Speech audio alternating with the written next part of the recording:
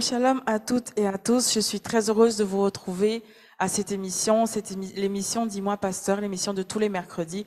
C'est votre émission et vous savez que c'est une plateforme qui vous permet de poser tout un maximum de questions, d'avoir des réponses pour vous permettre de véritablement grandir dans votre vie chrétienne. Le thème d'aujourd'hui est une question d'actualité. Est une question d'actualité au sein des églises. Il s'agit de la sorcellerie dans la vie des chrétiens, la sorcellerie dans la vie des chrétiens.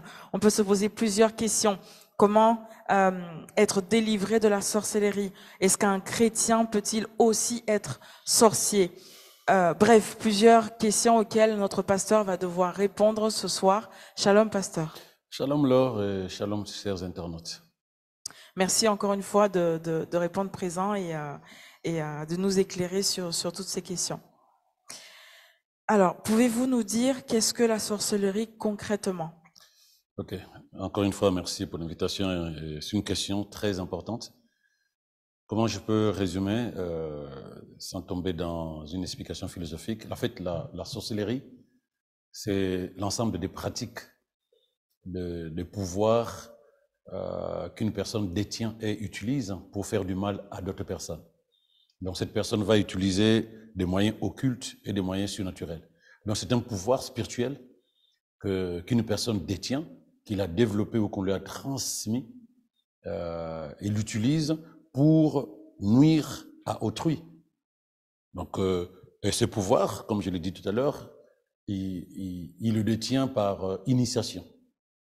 Donc il a été initié, soit il a accepté, donc volontairement ou inconsciemment, parce qu'il y a des gens qui sont des sorciers, mais ils ne le savent pas, ils sont utilisés. Et il y a des gens qui sont volontaires et d'autres plutôt c'est sous la contrainte. Donc là je prends 3 franges de personnes.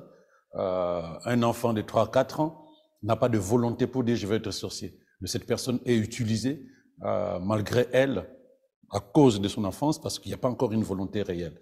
Tu prends une personne, un ado ou bien n'importe quelle personne, même un adulte, il y a des gens qui peuvent être initiés de manière contraignante pour des raisons X ou des raisons Y, et d'autres sont volontaires pour la simple raison que cette vie-là les intéresse. Donc ça, c'est la manière dont on est sorcier, donc par initiation. Et je précise, comme je l'ai dit tout à l'heure, que la sorcellerie, c'est une activité spirituelle. C'est parmi les actions des puissances des ténèbres. Mais je sais qu'il y a beaucoup de chrétiens qui font la différence entre les œuvres de la sorcellerie dans leur vie et les œuvres sataniques, c'est-à-dire les œuvres des démons et des mauvais esprits.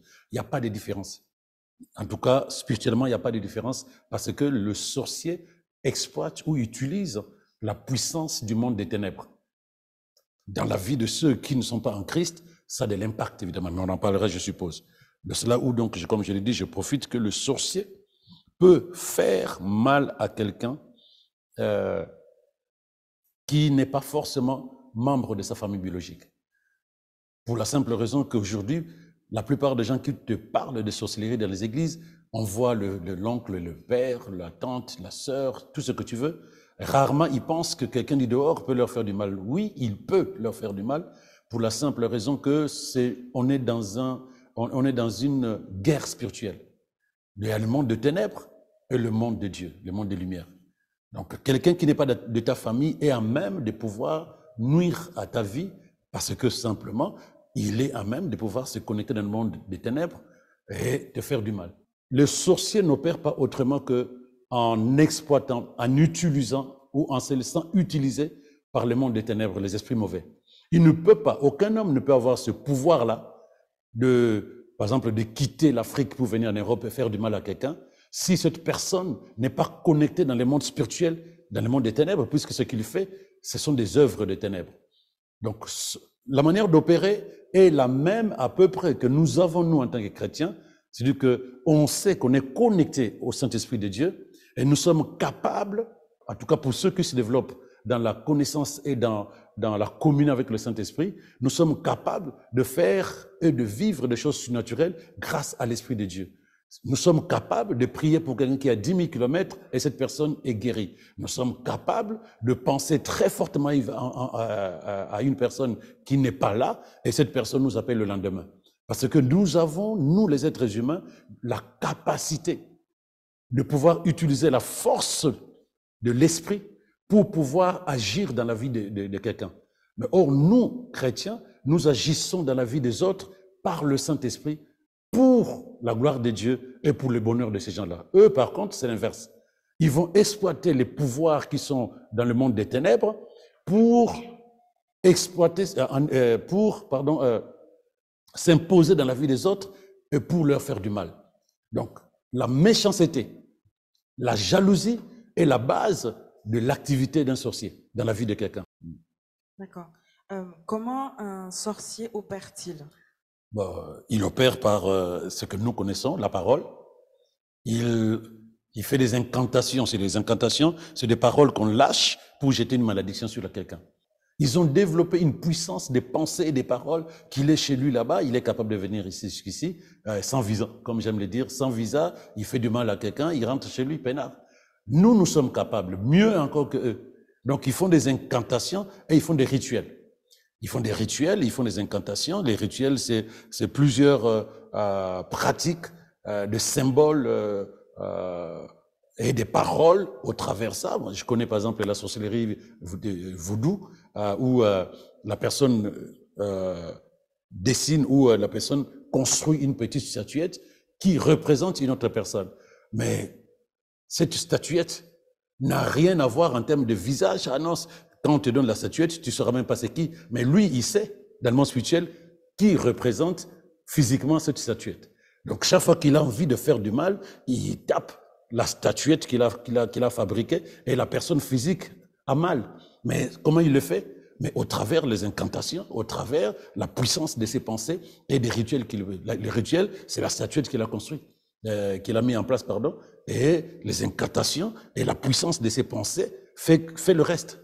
La personne est en France et aux États-Unis et il souffre, il comprend pas ce qui lui arrive. Voilà. D'accord. Quelles sont les différentes œuvres de la sorcellerie? Vous connaissez un peu de comprendre, de les différencier. Quelles sont les différentes œuvres de la sorcellerie? Ok. Sur cette question, je dirais que ce sont les mêmes œuvres que le monde satanique ou diabolique peut amener dans la vie de quelqu'un. Donc, on ne peut pas spécifier en disant ça, c'est des œuvres de la sorcellerie. Parce que le sorcier va agir dans la vie d'une personne par rapport à ses envies. Puisqu'il y a deux sentiments qui dominent chez le sorcier pour faire du mal à quelqu'un. La jalousie, parce que la personne en face semble réussir mieux que lui, et la méchanceté, juste te faire du mal. Donc ces deux émotions toxiques, négatives, vont l'amener à vouloir détruire quelque chose. Par exemple, si c'est la jalousie, c'est qu'il n'apprécie pas que une personne réussisse dans son travail, réussisse dans son mariage, que ses enfants soient épanouis, en bonne santé, belles, que ses enfants se marient. Et cette jalousie va l'amener à détruire ce qui fait le bonheur de l'autre. Donc il y a plusieurs façons de détruire. Donc si par exemple une jeune fille se marie et que ses parents sont heureux, elle-même aussi est heureuse, il va tout faire pour détruire ce mariage. Au travers quoi? Le caractère, divorce, ou simplement que cette jeune fille qui vient au foyer, il va tout faire pour qu'elle n'ait pas d'enfant.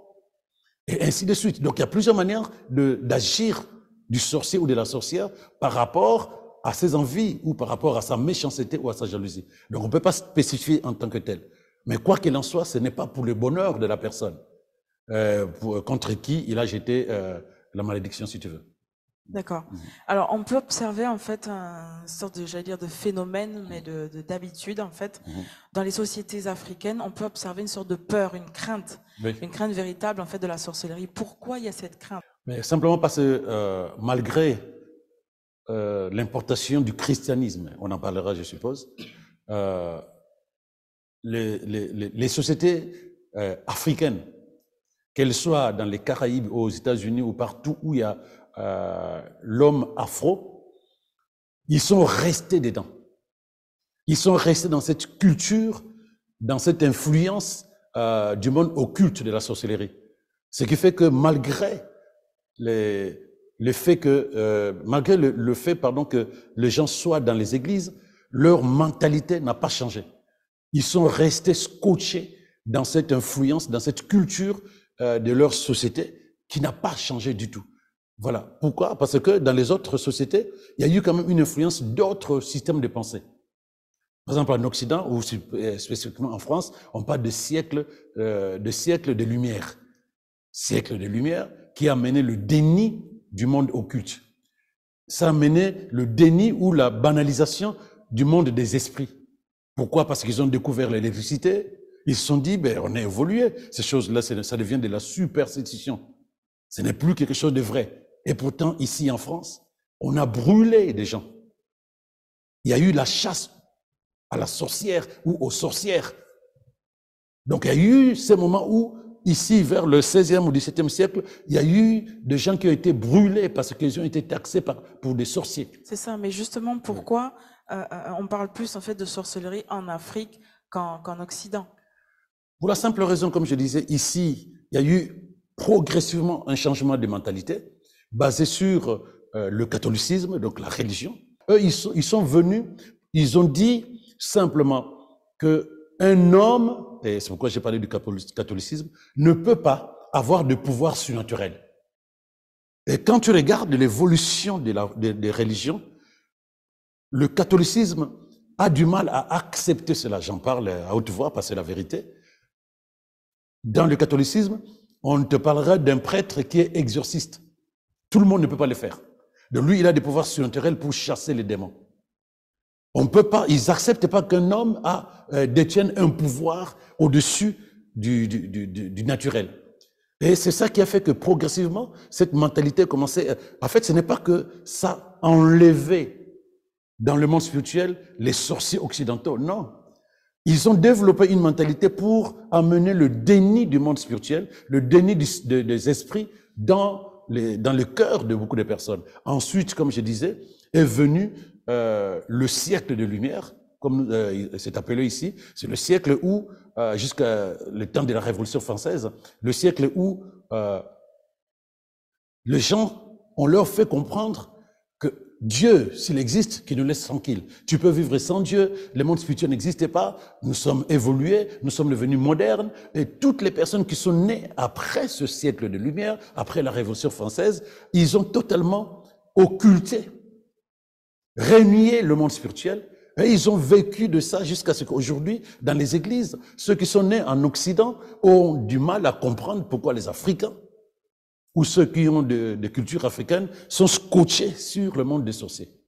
D'accord. Voilà. Et qu'est-ce qui a provoqué ce décalage?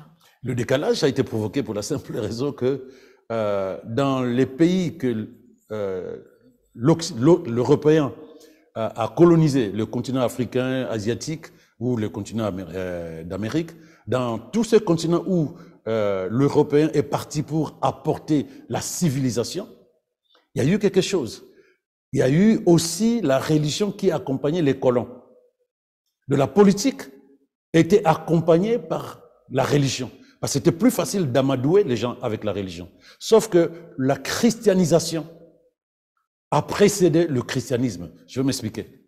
La christianisation, c'est cette culture, cette mentalité d'avoir des principes de ce qu'on appelle les siècles, parce qu'il y en avait 2 ou 3 ici, le siècle des Lumières, et qui a impacté même la foi des Européens. Donc la mission ou les missions qui sont descendues dans les continents à coloniser ou à christianiser ces missions sont parties avec des mentalités et des conceptions, des principes, des cultures basées sur leur façon de fonctionner.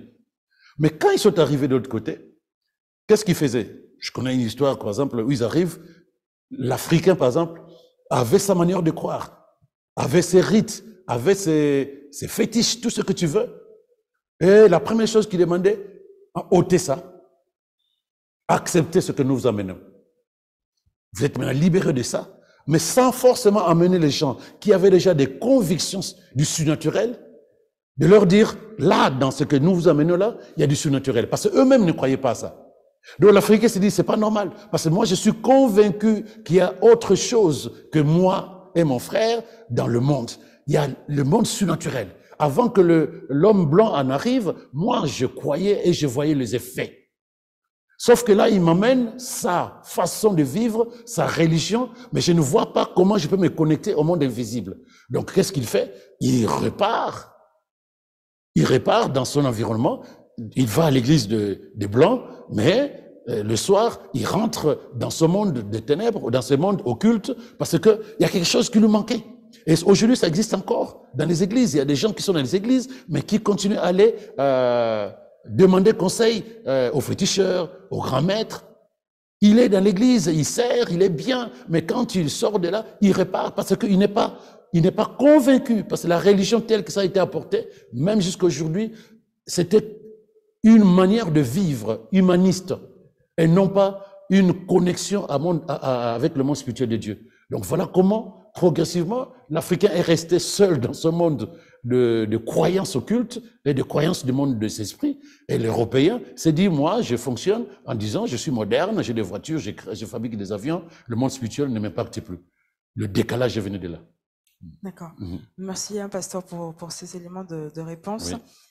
Comment expliquer qu'un chrétien, vraiment quelqu'un qui donne sa vie à Christ, qui accepte Jésus comme Seigneur, comme Sauveur, qui fait partie de la famille de Dieu, soit en même temps un sorcier? Est-ce que c'est possible déjà? Mais comment peut-on l'expliquer? Ben oui, c'est possible. Tout à l'heure, je le disais. Il y a des gens qui cherchent des solutions surnaturelles. D'où vient ma maladie? D'où vient le fait que ça fait 6 mois, 6 ans que je suis marié, je n'ai pas d'enfant? Dans la culture dont j'ai parlé, l'influence de la culture, des croyances spirituelles des Africains, ces choses doivent avoir une explication spirituelle. Mais quand ils viennent dans les églises, ils ne trouvent pas, ou on leur montre pas la solution. Donc du coup, ils repartent. Ça, c'est la première des raisons. La deuxième raison, les gens se convertissent des mots, pas de convictions. Donc le chrétien, il se dit chrétien. Il est dans une église, il chante, il prie, il prêche, tout ce que tu veux, mais ses convictions ne sont pas dans la Bible. Ses convictions sont dans ce qu'il sait qui est vrai. Et ce que nous savons qui est vrai, c'est ce qui fait notre fonctionnement spirituel. Donc oui, un chrétien, c'est-à-dire que né de nouveau, devant les hommes, n'est pas forcément né de nouveau devant Dieu, parce qu'il il ne s'est pas déconnecté de ce qu'il était avant. Il continue à vivre une dualité spirituelle, donc il a biculture. Il a la culture chrétienne et il a la culture du monde des sorcelleries, et il vit avec, il est à l'aise. Il y a ceux qui sont des vrais sorciers, qui font du mal. Il y a ceux qui vivent dans le monde des esprits, parce qu'en Afrique, on fait la différence. Ces gens-là, ils sont dans les églises, mais l'après-midi, comme je l'ai dit, ils prennent leur voiture, ils vont à pied, ou ils vont en Afrique pour aller faire des rituels pour leur vie, pour leur travail, pour leur mariage, pour leurs enfants. Ils font des rituels qui n'ont plus rien à voir avec la foi chrétienne. Donc ça, c'est la culture qui n'est pas partie. Mais il y a des gens, entre-temps, dans les églises, qui ne se sont pas déconnectés du monde de la sorcellerie, mais qui vivent leur vie là-bas. Et c'est ça qui est triste dans l'histoire. Est-ce qu'un chrétien peut-il aussi être sorcier? Je réponds directement oui.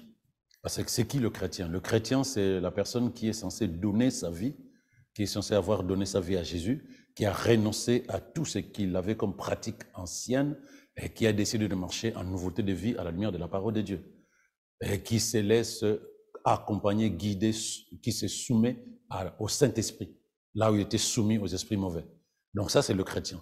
Mais malheureusement, dans les églises, tout le monde n'est pas comme ça. Donc on a beau se dire, je passe par les eaux du baptême, mais la vie n'a pas été donnée à Jésus. Les pratiques n'ont pas été abandonnées. La soumission au Saint-Esprit n'est pas de mise. La direction de la parole de Dieu n'est pas pareille aussi. C'est-à-dire qu'on ne marche pas à la lumière de la parole de Dieu. Donc cette personne qui est passée par les eaux du baptême, donc humainement par là, on le voit servir. On voit servir, chanter, prier, prêcher, tout ce que tu veux dans les églises, mais spirituellement, cette personne ne s'est pas déconnectée du monde des ténèbres pour vivre la vie de Christ, être soumis à Christ. Donc oui, à ce moment-là, dans l'église, on voit un chrétien, mais on ne voit pas quelqu'un qui appartient à Jésus. Donc forcément, les œuvres qui vont se manifester seront des œuvres des ténèbres. Donc ça, c'est la première raison. Donc si tu me poses la question, est-ce qu'un chrétien peut-il être chrétien? J'ai dit oui. Un chrétien peut-il être sorcier? J'ai dit oui. Maintenant, le problème, ce sont nos églises. Les églises aujourd'hui, parce que quand quelqu'un vient avec l'esprit mauvais, nous savons chasser les démons. Jésus nous a donné le pouvoir. Le chrétien sorcier, si je peux me permettre ce langage, en fait, n'est qu'une personne qui est gouvernée par le mauvais esprit. Il n'a pas autre chose.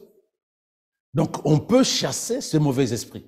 On peut briser l'influence de ces mauvais esprits. Il suffit simplement de l'amener à réaliser la dualité de sa façon de vivre et qu'il fasse le choix, s'il est conscient. Moi, j'ai eu des expériences de délivrance que le Seigneur m'a permis de conduire, des délivrances des personnes qui étaient officiellement sorcières.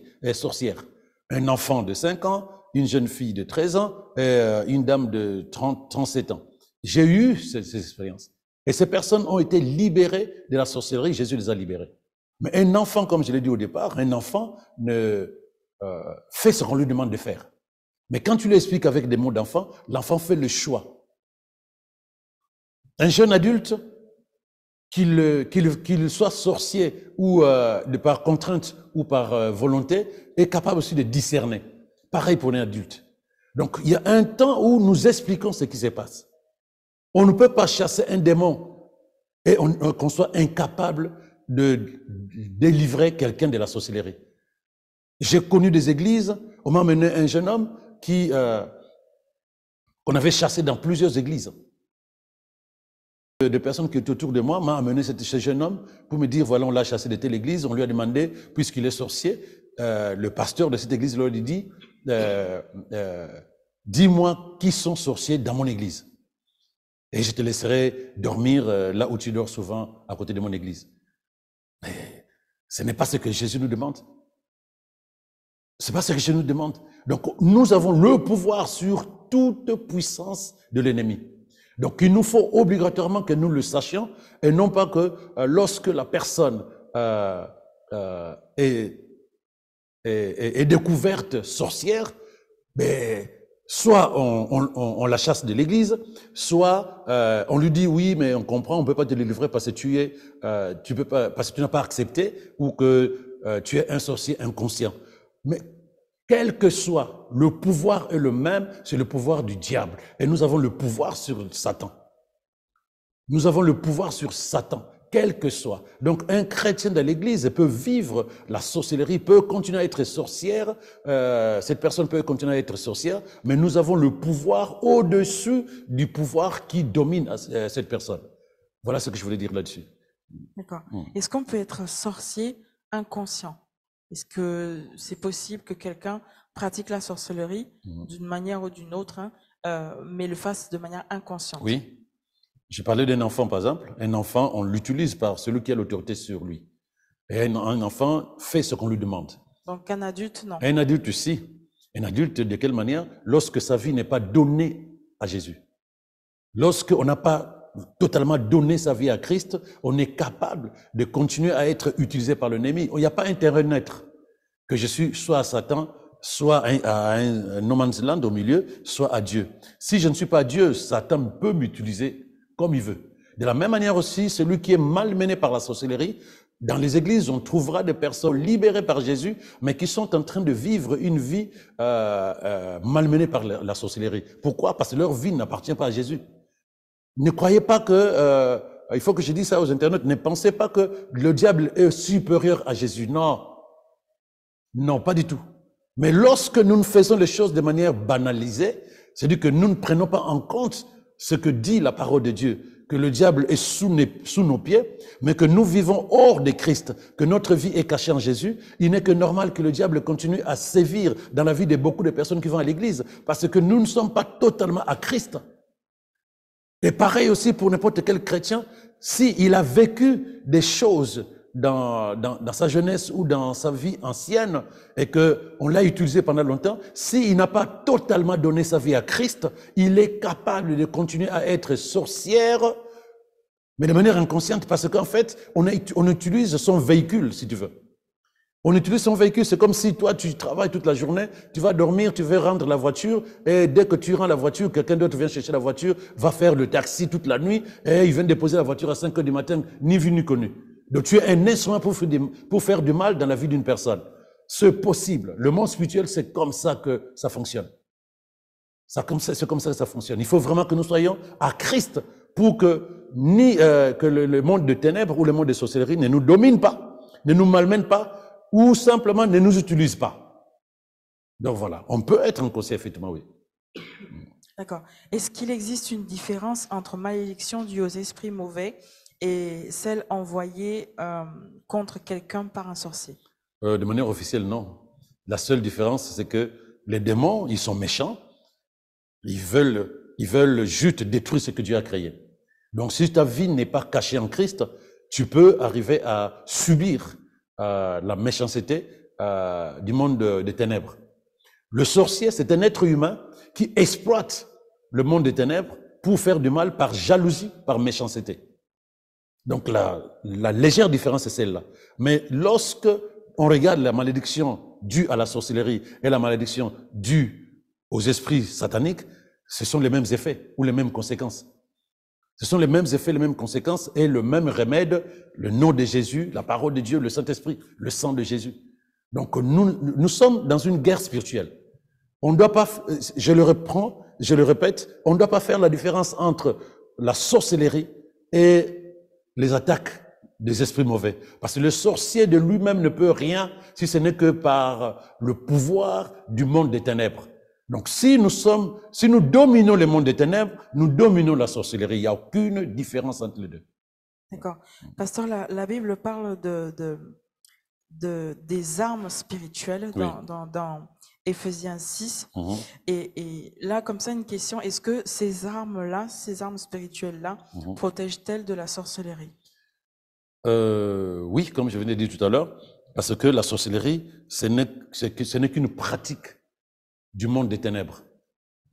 Donc, si nous sommes forts et que Dieu nous a donné des armes pour lutter contre le monde des ténèbres, nous sommes capables d'utiliser les mêmes armes pour lutter avec la sorcellerie. Mais il y a une précision. Et je voudrais bien prendre le verset que tu as cité, c'est Éphésiens 6, verset 12.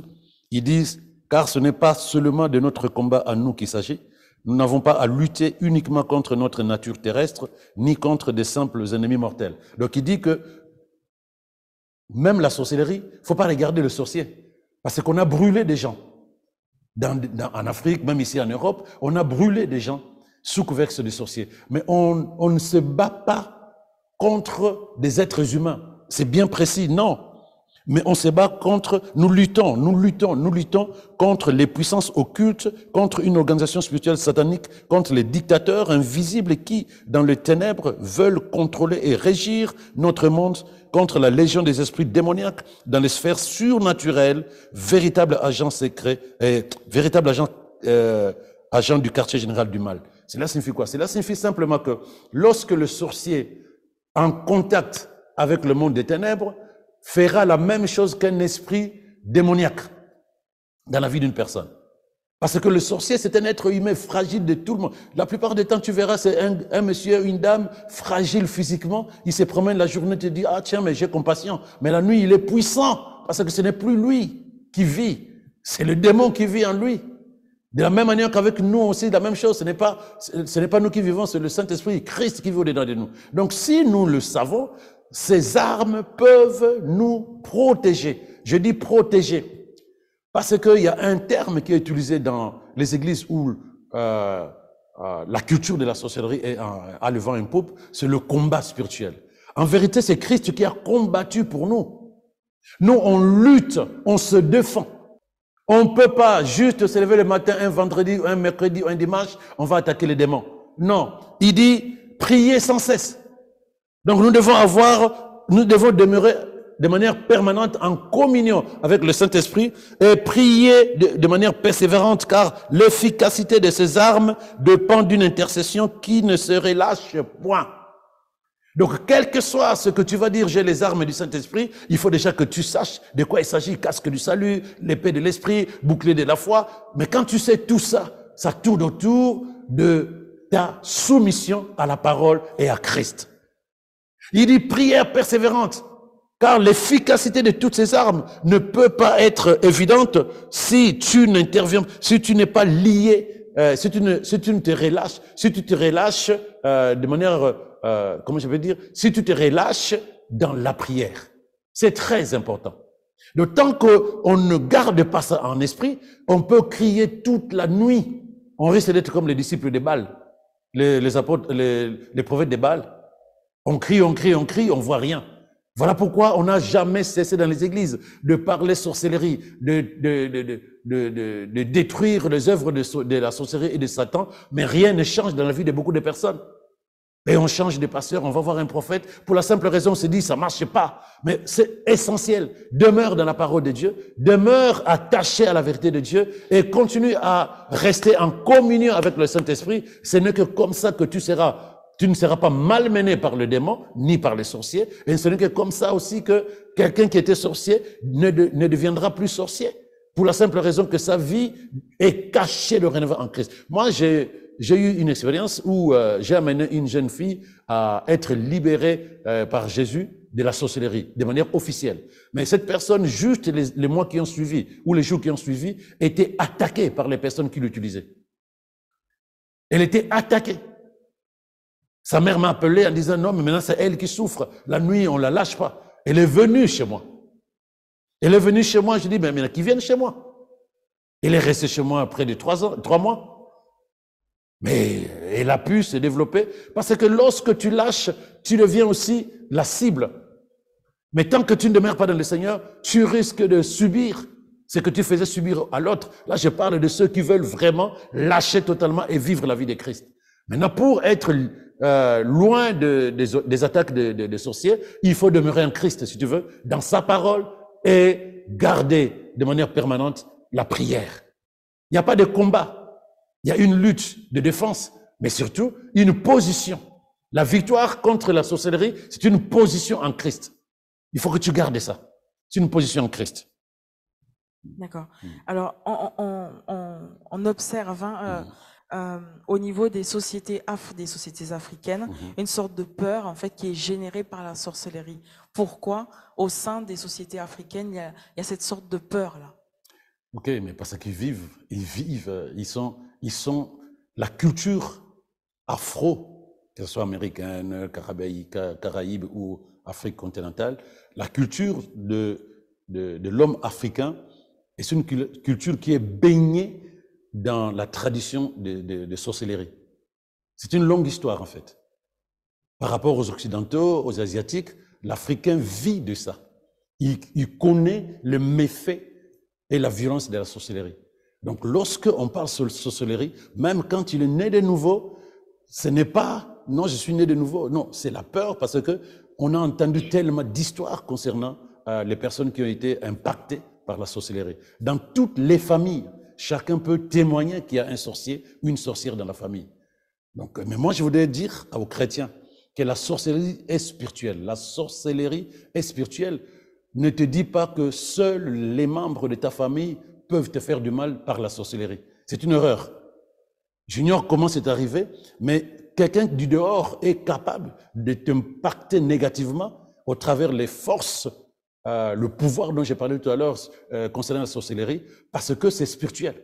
Que les sorciers peuvent-ils infiltrer une église et la faire tomber? À cette question, je peux dire oui et non. C'est quoi une église? La Bible dit que l'église, c'est le corps de Jésus lui-même. Donc, je ne vois pas comment le pouvoir des ténèbres, les puissances des ténèbres peuvent infiltrer le corps de Jésus. Donc ça, c'est parce que nous comprenons mal ce que c'est une église, spirituellement parlant. Les sorciers exploitent les puissances des ténèbres pour faire du mal à un être humain. Mais si nous croyons qu'une église, et si cette église est bâtie vraiment sur Christ, aucun sorcier, quelle que soit sa puissance, n'est à même de pouvoir détruire une église.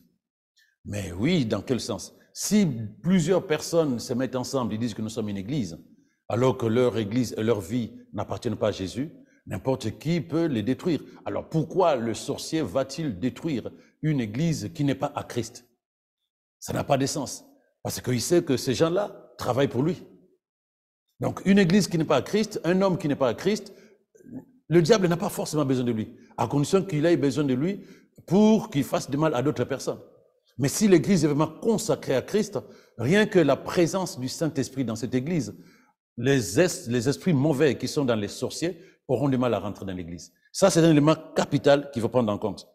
Mais malheureusement, aujourd'hui, je sais qu'il y a beaucoup d'anciens sorciers, soi-disant, qui circulent dans les églises, qui écrivent des livres pour expliquer comment ils étaient rentrés dans une église pour apporter l'esprit d'assoupissement, pour amener le pasteur à ne pas être stable dans la foi et détruire à la fois l'église et amener les autres à faire la même chose. Mais la vérité, tout ce qui est de Dieu, personne ne peut toucher. Donc si l'église est vêtement à Christ et que cette église est bâtie sur le Saint-Esprit et la parole de Dieu, si les gens qui sont dans cette église sont totalement tournés vers Christ, personne. L'ennemi, lorsqu'il viendra devant la porte, que ce soit un esprit démoniaque, que ce soit un sorcier transportant des milliers de démons, il n'est pas capable de pouvoir prendre le dessus dans une église. Mais je voulais dire aux chrétiens, il ne faut pas permettre à ce que la puissance des ténèbres prenne la place dans ton cœur et dans ton église par ce que tu entends. Parce que c'est devenu tellement avéré qu'on ne sait même plus si Christ est plus fort que, si les démons sont plus forts que Jésus, ou si le sorcier est plus fort qu'un enfant de Dieu. On ne sait plus. Pourquoi? Parce que c'est devenu culturel dans l'église. On voit des sorciers partout. On ne voit plus Jésus glorifié dans une église ou dans la vie d'une personne. Tu connais cette histoire ou d'une fille qui s'est promenée, d'une jeune dame qui s'est promenée derrière Paul lorsqu'ils allaient pour prêcher. Et cette jeune dame disait à tout le monde, ces gens que vous voyez, c'est des serviteurs de Dieu, ils sont là pour annoncer la bonne nouvelle du royaume. Jusqu'à ce que Paul, fatigué, a chassé l'esprit qui était derrière. C'était un esprit de python. Mais une église qui n'a pas le Saint-Esprit ne verrait pas ça. Il ne verra pas que dans la prophétie de cette sœur, dans le message de ce frère, l'ennemi est derrière. Voilà pourquoi je dis que l'église qui est totalement tournée à Christ ne peut pas être influencée par la sorcellerie. Impossible. Donc si nous ne sommes pas capables d'avoir le Saint-Esprit comme pilote, comme guide, comme dirigeant de notre église et de notre vie, oui, nous sommes capables d'être influencés par l'ennemi, par la sorcellerie.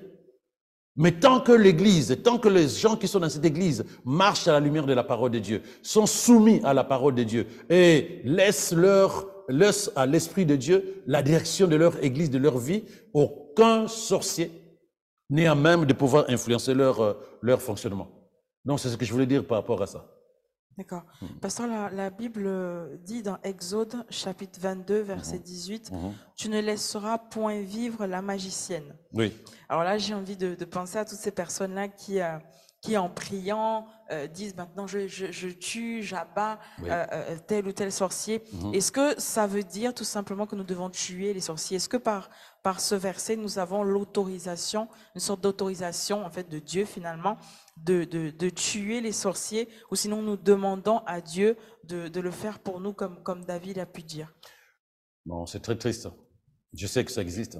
J'ai même eu une sœur il y a 3-4 ans qui est venue avec joie me dire, ouais, pasteur, il commence à mourir. Il commence à mourir. Maintenant, la femme est partie, il reste son mari. Mais ça m'a attristé. Parce que nulle part en Christ, on nous demande de le faire. Oui, c'est un verset biblique. Mais est-ce que nous savons qu'il y a aussi un verset qui dit dans Éphésiens 2, versets 14 à 15, il dit ceci. Car c'est le Christ lui-même qui nous a apporté la paix en faisant des Juifs et de non-Juifs un seul peuple. En donnant son corps, il a abattu le mur qui les séparait et en faisant, qui faisait d'eux des ennemis. Mais écoute bien, il a annulé la loi juive avec ses commandements et ses règlements. Et pourquoi? Pour former avec les uns et les autres un seul peuple nouveau dans l'union avec lui. Lui qui? Le Christ. C'est ainsi qu'il a établi la paix. Donc, il faut que nous acceptons que cette recommandation a été donnée aux Juifs. Personne qui n'était pas juif qui était obligé de mettre ça en pratique. Mais nous avons encore mieux. Nous avons Christ. La Bible dit ceci, que tu dois aimer tes ennemis. Tu ne cherches pas la mort de ton ennemi. Tu dois aimer ton ennemi. Et je le répéterai jamais assez bien aimé, toi qui me suis. Le sorcier ou la sorcière n'est pas ton ennemi. C'est l'esprit qui est derrière. Tu peux tuer cette personne physiquement, spirituellement, si tu es capable de tuer cette personne spirituellement. Mais dis-toi que l'esprit à qui il a donné la mission de te détruire, tu ne peux pas détruire cet esprit. Tu ne peux que le chasser en Christ. Donc, si tu as eu des enseignements où tu peux tuer quelqu'un parce qu'il est sorcier, dis-toi que c'est des mauvais enseignements, c'est pas des enseignements de Jésus-Christ. Non. Christ nous demande d'aimer nos prochains. D'aimer notre prochain, qu'il soit sorcier ou pas, il faut que tu apprennes à l'aimer. Tu dois aussi apprendre à ne pas utiliser la colère parce que tu nous portes. Parce que lorsque tu dois chercher à ce que le sorcier qui te fait du mal doit mourir, tu ne peux pas le faire dans la joie et dans l'amour. Tu dois être en colère. Or, la colère ouvre la porte à Satan. Donc, oublie ce que tu as entendu. Aime tout le monde. Et cherche le salut de la personne qui veut te faire du mal ou qui t'a fait du mal. Aime tout le monde. C'est ça l'enfant de Dieu. C'est ça le chrétien. Parce que le combat n'est pas ton combat, c'est le combat de Christ. Toi, rentre dans la présence de Dieu en Christ Jésus. Cache-toi en Christ. L'ennemi ne viendra pas te chercher dans la présence de Jésus. Impossible. Voilà ce que je voulais dire là-dessus. Non, on ne tue pas. On ne prie pas pour que le sorcier meure. Non, si tu veux prier pour le sorcier, alors intercède pour la personne si tu es convaincu que c'est une sorcière ou un sorcier et libère cette personne de la puissance des ténèbres. Le reste, c'est la victoire en Christ Jésus. Voilà ce que je voulais te dire, bien-aimé. Voilà. Merci, pasteur. Nous arrivons à la fin de cette émission. Et juste là, pour tous ceux qui nous regardent, pour tous ceux qui nous suivent et qui se trouvent dans une situation quelconque de sorcellerie ou supposons dans la famille, par exemple, il y a des choses qui se passent ou peut-être qu'eux-mêmes, des fois, ont pratiqué la sorcellerie, on entend tellement de choses. Qu'est-ce que vous pouvez leur dire? Est-ce qu'il est possible d'en sortir? Comment en sortir? Comment faire pour sortir de, par exemple, supposons, je sais pas, on se voit toutes les nuits sortir de son corps ou on mange dans la nuit et on se voit voilà aller d'un bout à un autre et on nous demande de pratiquer certaines choses. Comment sortir de ça? Ok. La monde spirituel est réel. Le sorcier existe, mais comme je n'ai cessé de le dire depuis le début, il n'est pas fort de lui-même. Il utilise les puissances du monde des ténèbres. Donc, quand on le sait, à ce moment-là, on cherche à être du côté de Christ pour que nous ayons la puissance de son esprit qui est au-dessus de la puissance des ténèbres. Celui qui veut sortir de la prison de la sorcellerie doit faire une seule chose. Donner sa vie à Christ, demeurer dans sa parole, se soumettre à son esprit, et marcher dorénavant en nouveauté de vie. Jacques 4, verset 7 dit ceci, « Soumettez-vous à Dieu, résistez au diable et il fuira loin de vous. » Donc si on ne se soumet pas à Dieu, on vit la foi chrétienne à sa manière, on ne peut pas s'attendre à une délivrance réelle. Tant qu'on n'est pas soumis à la parole de Dieu, on ne peut pas s'attendre à une délivrance réelle. C'est la première des choses. Deuxièmement, il faut rester attaché. Parce que 1 Pierre 5, verset 8 dit que nous devons être vigilants car notre adversaire, le diable, rôde, cherchant qui se laissera dévorer. Donc tant qu'on se dit, oui, je suis enfant de Dieu, je peux faire ce que j'ai envie de faire, j'ai été délivré de la prison de la sorcellerie, ou bien la sorcière de notre famille est décédée. Non. Même s'il est décédé, même s'il est mort, le monsieur qui te faisait du mal, dis-toi que l'esprit qui était derrière, il est en mission. On lui a dit, viens, un homme lui a dit, viens m'aider, j'ai besoin de détruire telle personne.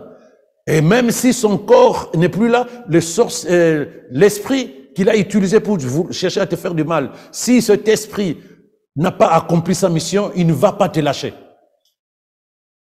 Voilà, quand on brûle un sorcier ou une sorcière, on se dit, j'ai terminé avec ça. C'est pas vrai. La preuve, les choses n'ont jamais changé après la mort de la sorcière ou du sorcier. Les choses n'ont jamais changé en vérité. Les choses changent quand tu es en Christ. Les choses changent quand tu es totalement scotché dans la vérité de la parole de Dieu. Et dans cette vérité, tu changes ta façon de penser. Dans cette vérité, tu te caches dans la parole parce qu'il y a une chose essentielle. Quand tu es dans la dualité de foi, de temps en temps tu crois que le diable a encore du pouvoir sur toi. De temps en temps tu crois que le pouvoir est encore chez les sorciers. Et de temps en temps tu crois que Jésus est ton Seigneur et Sauveur. Tu ne t'en sortiras jamais. Il faut que tu acceptes que dès le moment où tu es à Christ, tu es né de nouveau. Les choses anciennes sont passées. Toutes choses sont devenues nouvelles. 1. 2. Jésus a crucifié la chair et toutes les œuvres du malin à la croix, et il t'a libéré totalement. 2, je peux encore dire que il est venu pour manifester les œuvres de Satan et les anéantir. Donc, si tu es en Christ, les œuvres de Satan, n'ont plus de pouvoir sur toi. Nous sommes des enfants de Dieu, bien-aimés.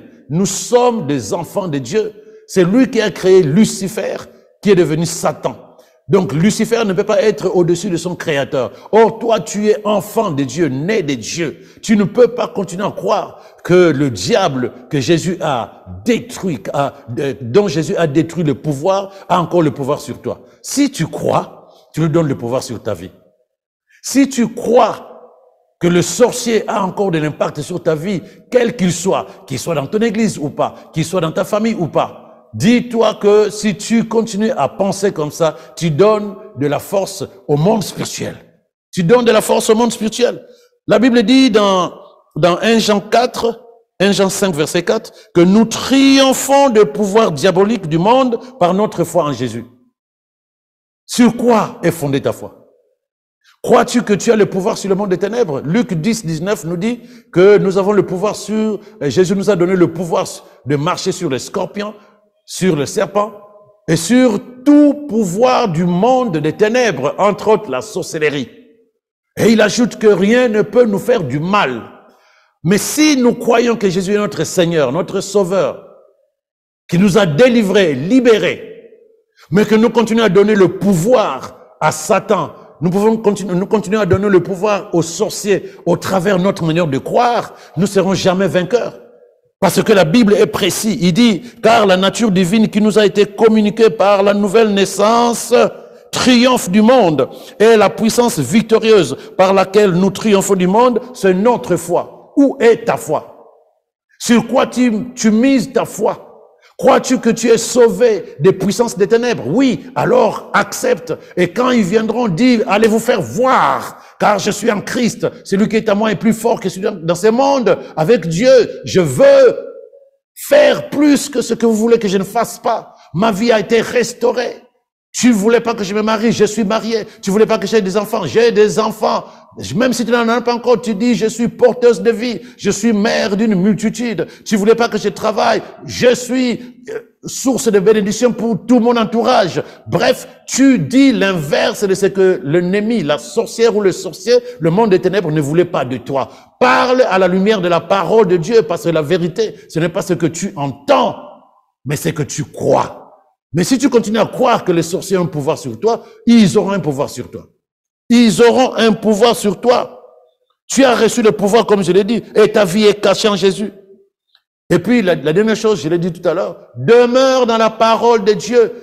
Soumettez-vous à Dieu. Résistez au diable, et le diable fuira loin de vous. C'est Jacques 4, verset 7. Mais tant que tu es dehors, c'est comme un enfant de 2 ans qui se promène à l'extérieur sans parents. C'est ça qui va amener n'importe quelle personne à lui faire du mal. C'est ça qui va amener les gens à te faire du mal si tu ne demeures pas dans la parole de Dieu. C'est très important. C'est très important. Voilà ce que je peux te dire là-dessus. N'aie pas peur de sorciers et n'ouvrez pas les portes. N'ouvrez pas les portes. N'aie pas peur des sorciers. Ils peuvent rien contre toi et Jésus. N'ouvrez pas les portes. Ta foi doit être scotchée sur la vérité de la parole de Dieu. Christ est venu te libérer, et celui qui est en Christ, une nouvelle personne. Tout ce qu'on t'a fait hier ne doit plus fonctionner aujourd'hui. Et la première des choses, change ta façon de penser, c'est-à-dire change ta façon de croire, pour que tu ne sois plus celui qui va donner le pouvoir, la force, la porte à l'ennemi de te faire du mal. Et détruis les œuvres de Satan dans ta vie. Faut pas leur laisser la porte ouverte.